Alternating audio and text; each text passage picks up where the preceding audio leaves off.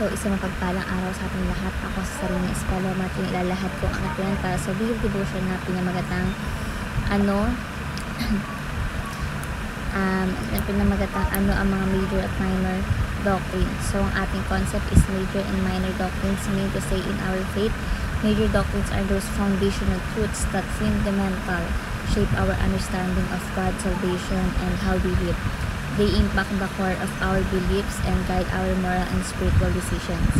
In contrast, minor doctrines concern secondary issues that, while interesting and something debated, have little bearing on our essential salvation or daily Christian walk. So, ang ating scripture is 1 Corinthians chapter 1, verse 3 to 4 na sinasabi, "Now I will remind you, brothers, of the gospel I preached to you, which you received, in which you stand, and by which you are being saved, if you hold fast to the word I preached to you, unless you believe in vain. For I delivered to you as of first importance what I also received, that Christ died for our sins in accordance with the scriptures, that he was buried, that he was raised on the third day in accordance with the scriptures." So, ang ating katuruan ngayon is number one is Christian must be protective of the major doctrines, meaning to say, dapat nating ipaglaban yung mga pangunahing aral na pananampalataya tulad ng pagka-Diyos ni Christ, kaligtasan sa pamamagitan ng biyaya, and also yung pagkabuhay muli. No? So, Christian must be protective of the major doctrines. Number 2, Christian must be lenient in minor doctrine. So, sa mga maliliit o hindi pangunahing doctrines, tulad ng kung anong araw dapat tayo magsamba or sumamba, syempre dapat tayong maging maunawain. So, Christian must be lenient in minor doctrines.